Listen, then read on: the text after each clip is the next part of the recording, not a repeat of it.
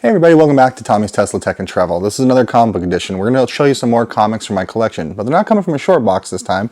They're coming from these bad boys. They're the little comic book protectors when you're out and about that you can hold like 10 books-ish in there. I decided to show you these because I was watching one of my old videos to try and find something like footage-wise for a future video. And I was like, oh yeah, I think I have a bunch of books still in those cases and they're sitting in the closet. I actually don't remember what's in them, so this is going to be kind of a fun thing. And yes, your eyes do not deceive you. I'm rocking a lot of Detroit Lions stuff because Detroit over everybody. That's right, I've been a Lions fan since I was a kid. I remember watching Barry Sanders and actually playing Tecmo Bowl on Sega Genesis when I was a kid, and that's when I fell in love.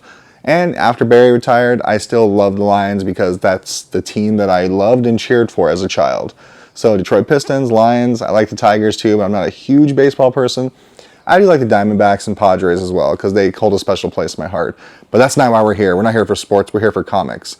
And we're actually filming on my DJI Pocket 3 right now, the one I just got. And I actually have face tracking on. Kind of want to play with it and see how it works. Like if I go over here. This is kind of cool. Huh? Sorry, I'm, again, one of my late night videos. And there's a purple background going on because we just got done watching the movie If, John Krasinski's If. I enjoyed it. I think it was a... If you took Drop Dead Fred, Monsters, Inc., and Inside Out and mushed them together, you got that movie. And it sounds like it's an insult, but no, it was actually really good. I think gave me, harkened back to those 1980s and early 90s kids movies that we all fell in love with that became seminal classics. Like, for instance, because of my age range, I love the movie Hook, and some people will tell you how garbage that movie is. No. Okay, but first book. And we have a total of 4 of these. This first one, I think, is left over for some books I took to a convention to possibly trade, I think, or something along those lines. We have Invincible, number 45. Kind of cool book. I mean, you guys, if you haven't watched the show on Amazon, you should watch it now. But let's just say her character plays a pretty risque role. Invincible, number 28. And if y'all don't know, I really do like Invincible. It's one of my favorite comic book series. It's one of the 2 that got me back into reading comics along with Chew. Invincible 29. Invincible 45 and 56, not bagged and boarded. Invincible number 85, number 90, 62, the 133 50-cent cover, or 25-cent cover, and 76 and 83. So this book was all Invincibles, which I pretty much have most of the series. I'm missing some of the earlier ones. Like I have 1, 4, 5, 6, like that and up. So I started collecting it when it was relatively, like, I think I started collecting right around issue like 50-ish. So I had to go back and find a lot of them. But now that the show has become so popular and the comics become so popular, it's not like I can get good deals on them anymore. All right, next one. I already got the feeling these are some older books. That feeling would be correct. So on this one we have Tales of Suspense, number 99. And if my memory serves, this was the last one before it became Captain America 100. Captain America 101, 102, Luke Cage number 2, Luke Cage number 3, Luke Cage number 4, I think we're getting a trend here, Luke Cage number 5, this is actually the first appearance of Black Mariah, and actually it's signed by Steve Englehart. Luke Cage number 7, and this is, I think it might be a first appearance too, but I don't remember. And then Luke Cage number 19, first appearance of Cottonmouth. I'm a big Luke Cage fan too, if you didn't get that. In fact, most of these books will probably be like some of my favorite characters, like Captain America, Luke Cage. Can't go wrong. And Luke Cage number 2 is the first appearance of Diamondback. I didn't say that one earlier. Because I think one of my goals is with Captain America books, I think I want to try and collect the first 20 of the Captain America series, which I have Captain America 100, 101, 102 as you saw, 109 up there. I think I got a lot of them already, but I think I'm just missing a handful. Next one. Ooh, this is where they transition from being magnetic to Velcro. All right, these next books I think you're definitely going to be interested in. These are like some of my 90s-ish books, like late 80s, early 90s. I think most of these are going to be signed too. So we have Danger Girl number 1, signed by J. Scott Campbell. Okay, maybe early 2000s too. It's my Image first edition of Walking Dead number 1. I have it signed by Robert Kirkman, John Barenthal, and Steve Young. Oh, it's actually a funny story about this book. It's Spawn number 2, and it's a really high-grade copy, and it's signed by Todd McFarlane. But I don't know how well you can see there. It's kind of splattered and running. Well, he was signing with a pen, and the pen bled, so he felt really bad. So he signed an extra copy of number 3 for me with a really clean Sharpie. I mean, for a long time there, like here in Tucson, or here, well, in Arizona, it's like I ran into Todd McFarlane all the time. Now it's like I see him, but he's never signing anything more, which I get, you know. He's probably, along with like Jim Lee and a few others, like the biggest names in the business, so I get it. But speaking of Jim Lee, Batman number, was it 603? 617, signed by Jim Lee. The New Teen Titans number 17, it's signed by George Perez. And actually, that one's it on this one. I thought I had someone else sign it, but I did not.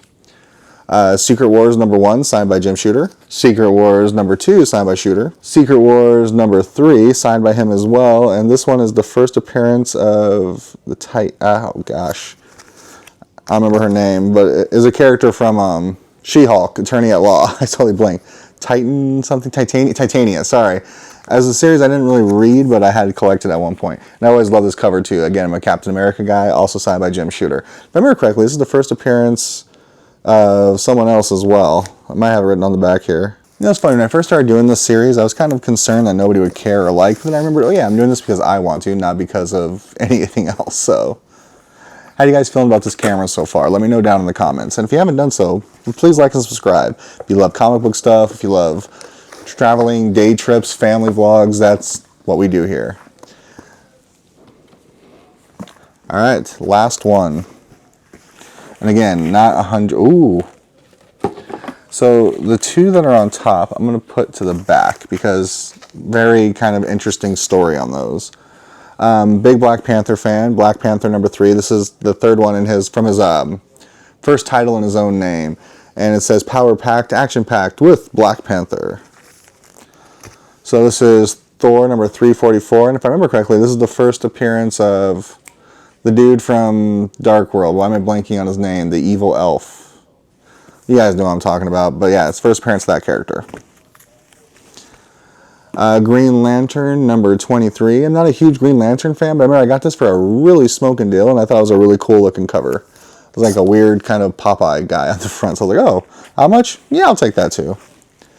Green Lantern, Green Arrow. This is issue number 100. Not in the best of shapes, but I got it signed by Denny O'Neil. Because, you know, big Denny O'Neil fan, and he passed away shortly after this. Same thing, this Iron Man number 201. I got signed by Denny O'Neil because I always really liked this cover. Alright, so this book played a significant role in my life. Like most people, like as someone who was born in the early 80s, mid-80s, I really started getting into comics and collecting stuff in the 90s. And the first book I ever bought that I remember, and this is the copy right here, it's The Death of Superman, okay? And what's cool about this one is I finally got to meet Dan Jurgens, and he actually signed it for me.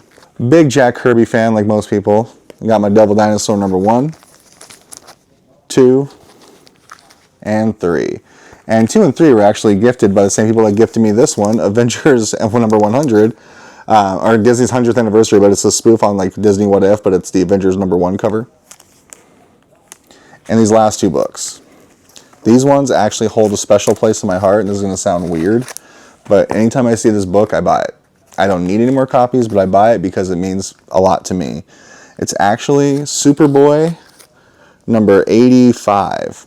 And the reason this one means a lot to me, it's the first and only appearance of a character named Mighty Boy. You've never heard of him? It's okay, I hadn't either till, let me give you a little background. I write independent comics. I've written comic books. Let me rephrase that. I started writing comic books independently and self-publishing, and I was hired after that a few times to write either like ghost stories for other people, or I helped write some kids graphic novels, helped develop like kids a graphic novel line for a pretty well-respected, I don't want to say their names, we're not in business, well, I'm not in business with them anymore, but I helped develop what would become one of their biggest like departments, which is the graphic novel line version of their autobiographies of famous people. So I was doing something one day, and I just wanted to see if the search like optimization actually picked up my name as something, just kind of checking to see what was going on. And I typed in my name, and it kept bringing back this comic, and I said, I've never done anything for DC, like why, and especially this old.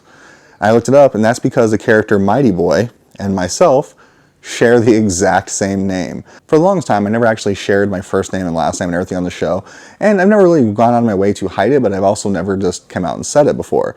But a lot of you watch this because you have bought my comics before, or had me sign comics, or listened to a podcast I used to do years ago, so my name is out there. And one of the first times I said, my name is Thomas Keith, and that's his name. first and last, like ideal. I was like, that's amazing.